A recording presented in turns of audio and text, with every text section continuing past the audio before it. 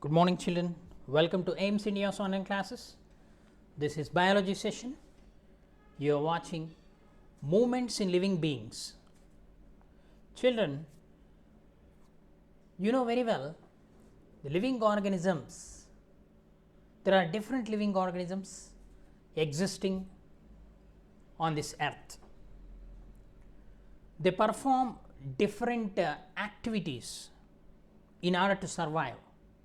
So, among them movement or locomotion, it is one of the important requirement for an organism to survive. Especially you can see different types of movements in animals, isn't it? So, in this lesson we are going to discuss about different types of movements and the different types of locomotory organs, how they help the organism to move from place to place. So, can you tell children, why do animals move from place to place?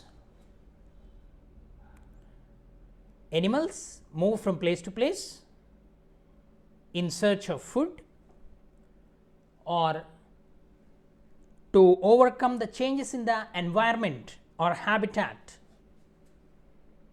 or for the process of reproduction, or in order to protect themselves from the predators or enemies, isn't it? So, let us proceed children. Are you ready? Locomotion and movement in living beings.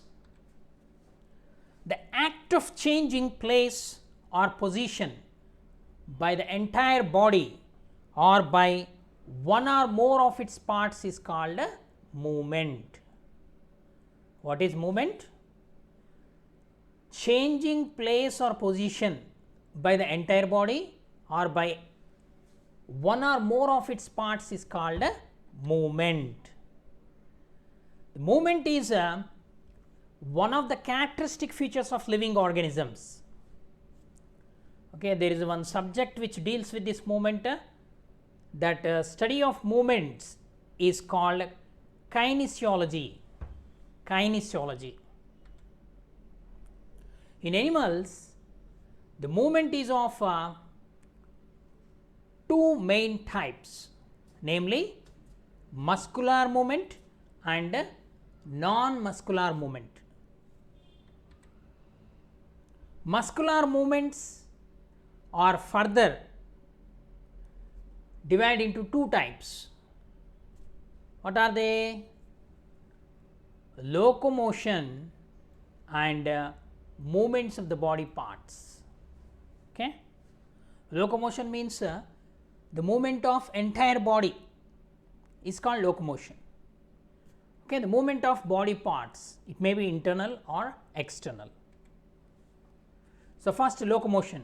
Locomotion is the movement of an animal as a whole from one place to another. Just movement. Movement means it is the process in which an animal can move parts of its body. Okay, that is the difference between locomotion and movement. In locomotion, the entire animal move, whereas in movement, the part, any of the part movement. Okay. Next, the basic types of movements. Movement involves three basic mechanisms. What are they? They are amoeboid movement, ciliary movement and muscular movement. First, amoeboid movement. The amoeboid movement is typically found in amoeba. It is a unicellular organism. You can also find this in the WBC, white blood corpuscles present in our blood. They show amoeboid movement. Okay. So, let us discuss about amoeboid movement, taking a amoeba as an example. The amoeba moves by producing pseudopodia, which are cytoplasmic projections.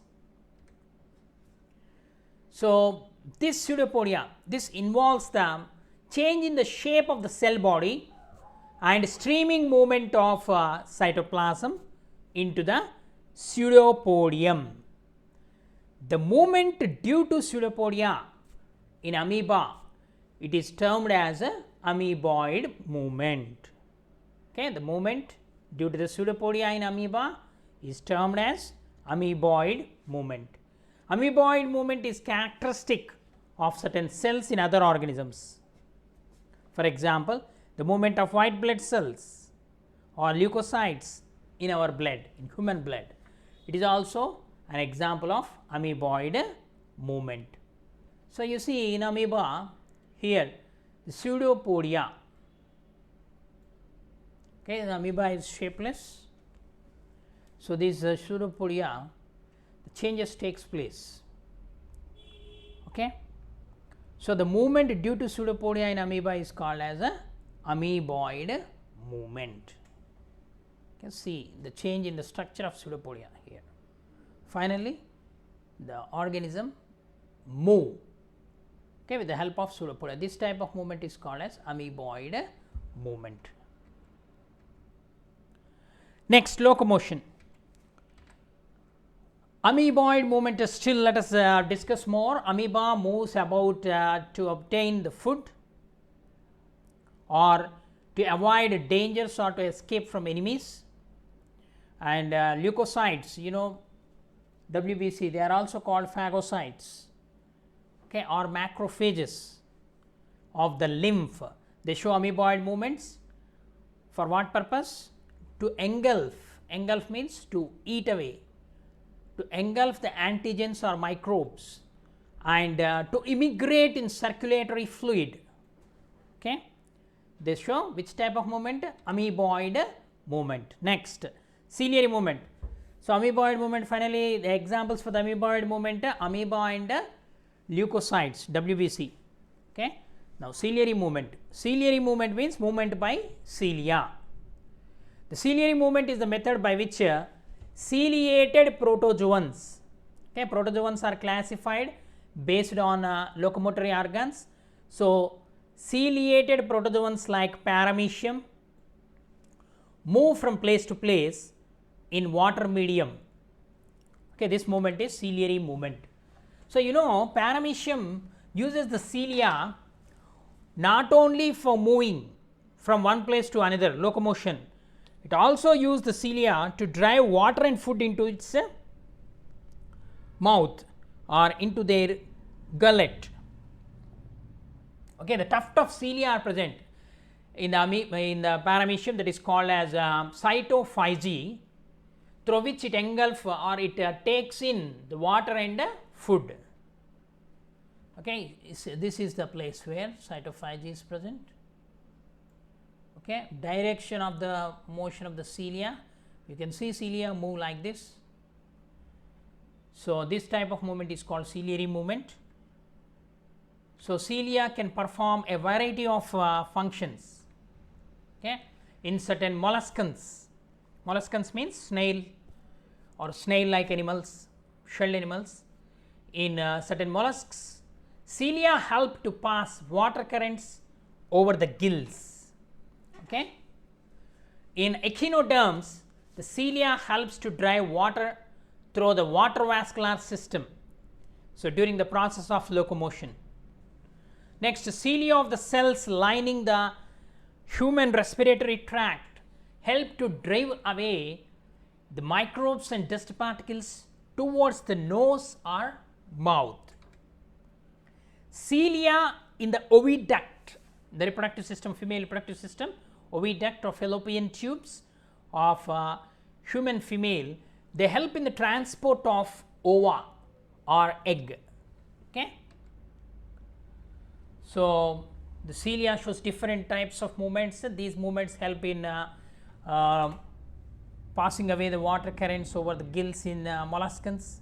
It also helps in the locomotion echinoderms, and the cilia present in the respiratory tract help to drive away the microbes and dust particles, and the cilia present in the female reproductive system, the fallopian tube, that helps in the transport of ova, movement of ova.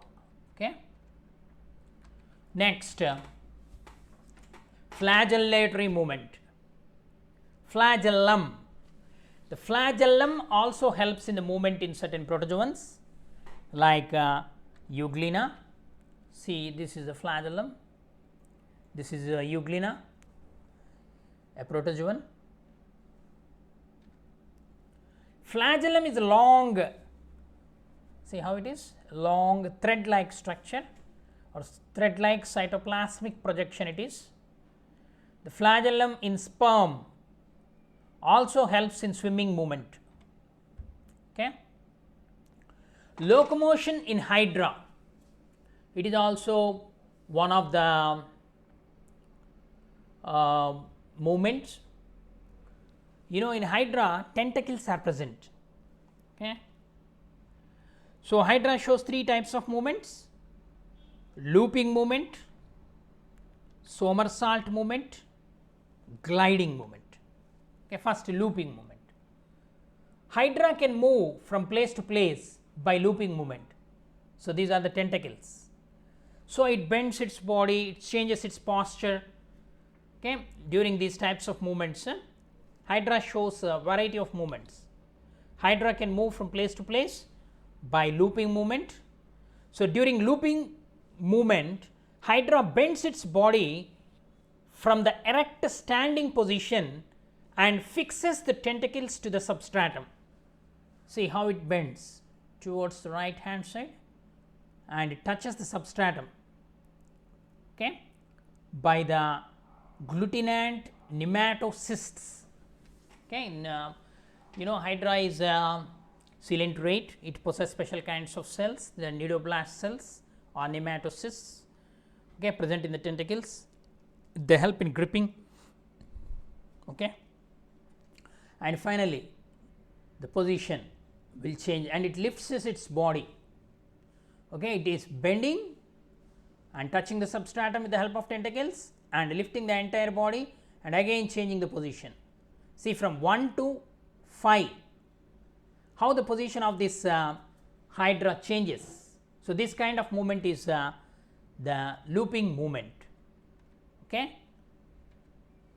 So, in the next what happen, it then releases and attaches, releases and the attachment at the basal disc and moves its free end to new site, okay, like this. This is the basal disc. Okay. The animal then stands up by making free its tentacles. The whole process appears like a series of looping movements of a caterpillar or leech. Okay. These step 1, 2, 3, 4, 5, one after the other takes place very fast. So, just like a caterpillar moves, just like a leech move, okay, that kind of movement is called looping movement. Next, somersaulting movement in hydra. Another method of rapid movement in hydra is somersaulting, which is a slight modification of looping locomotion only. Similarly, see here, this is the somersault movement. So, it bends and lifts again like this, somewhat reverse. Okay. So, here it is lifting its entire body, whereas here directly. Okay.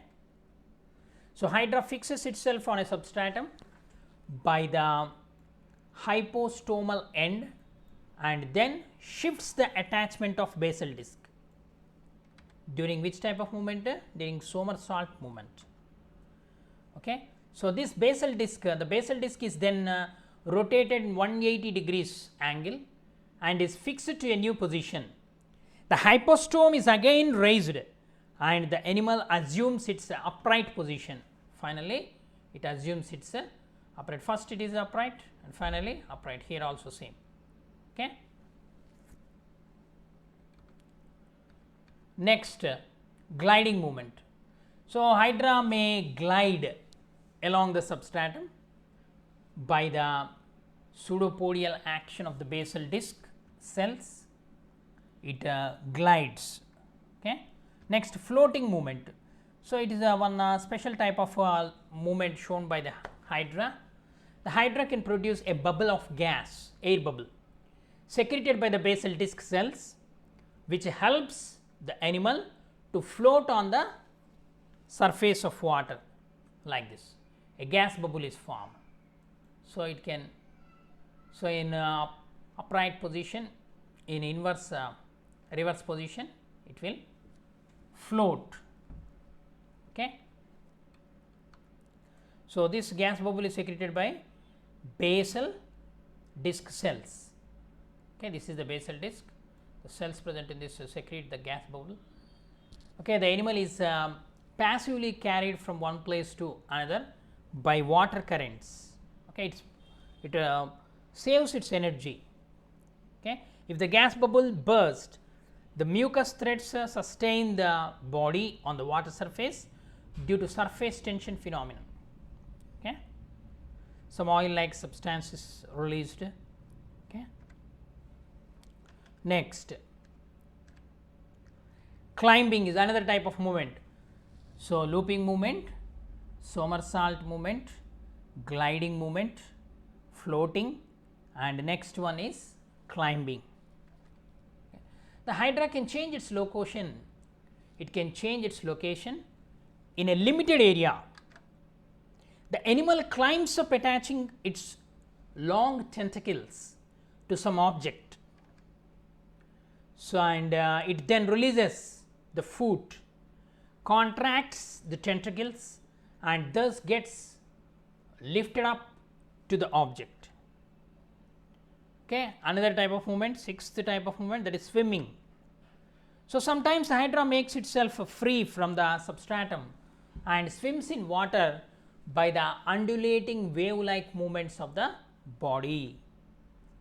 So, a characteristic feature in the behavior pattern of hydra is the periodic contraction. Okay, it is a characteristic feature. Okay, the behavior pattern of hydra is the periodic contraction, means timely contraction.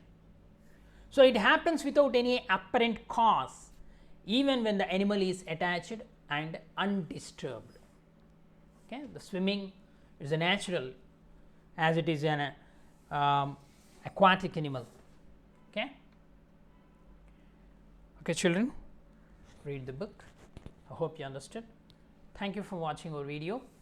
Please subscribe our channel and press the bell icon for receiving latest updates.